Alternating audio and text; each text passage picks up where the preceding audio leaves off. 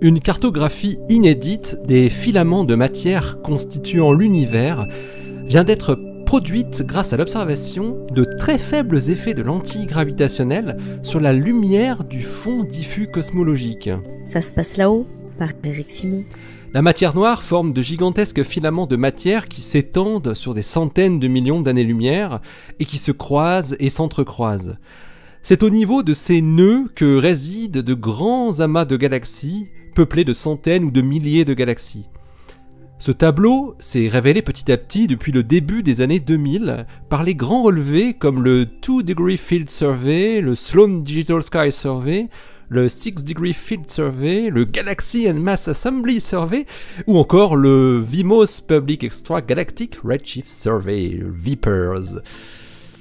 Siyu Hei de Carnegie Mellon University et ses collègues, eux, plutôt que d'analyser la densité en amas de galaxies, comme ce qui était fait dans les grands relevés galactiques, ont analysé des données provenant d'encore plus loin que les premières galaxies, la lumière du fond diffus cosmologique.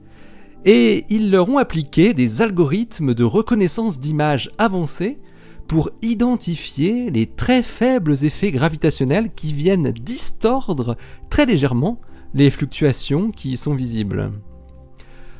Les chercheurs parviennent ainsi à reconstruire une cartographie détaillée de la toile cosmique et de ces filaments de matière, noirs pour l'essentiel, qui forment la structure à grande échelle de l'univers.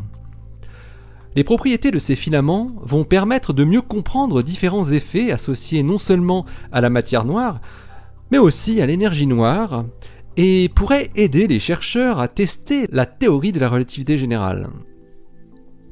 La structure observée de ces filaments pourrait aussi fournir des indices importants pour résoudre le problème de la matière baryonique, ordinaire donc, qui est encore aujourd'hui invisible, et qui représente presque la moitié de toute la matière baryonique devant peupler l'univers. Siyu et ses collaborateurs ont exploité directement les données du satellite Planck et ses cartographies du fond diffus cosmologique, le CMB.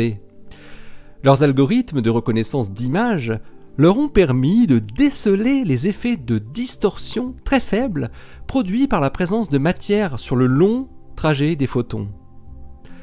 Les chercheurs s'attendaient à voir les plus grosses déviations autour des amas de galaxies, formant comme des points sur la cartographie. Et ils se doutaient qu'ils devaient voir également des filaments venant connecter les points entre eux. C'est ce qu'ils ont réussi à mettre en évidence grâce à des techniques statistiques élaborées et à des comparaisons avec des simulations, notamment pour traquer les erreurs de mesure. L'équipe de Siyu Hei observe dans l'article qui publie dans Nature Astronomy aujourd'hui que les filaments évoluent en fonction du redshift, de la distance. La compétition entre expansion cosmique et gravitation peut comprimer ou étirer les filaments de matière dont la longueur atteint plusieurs centaines de millions d'années-lumière. Les filaments sont connus pour avoir évolué de manière non linéaire à partir des fluctuations de densité produites dans l'univers primordial. La forme de ces filaments, leur largeur en fonction de leur longueur, dépend de paramètres liés à la constante cosmologique, ou énergie noire.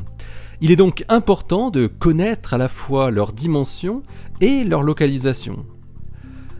Mais c'est surtout la traque des baryons manquants qui pourrait bénéficier de ce type d'observation à l'avenir, lorsqu'elles seront couplées à d'autres types d'observations.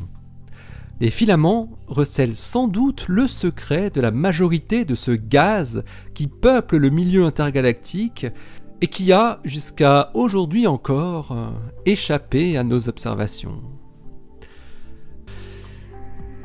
Allez, d'ici la prochaine, portez-vous bien, restez bien les yeux vers le ciel et puis les pieds sur terre. Hein. Allez, salut!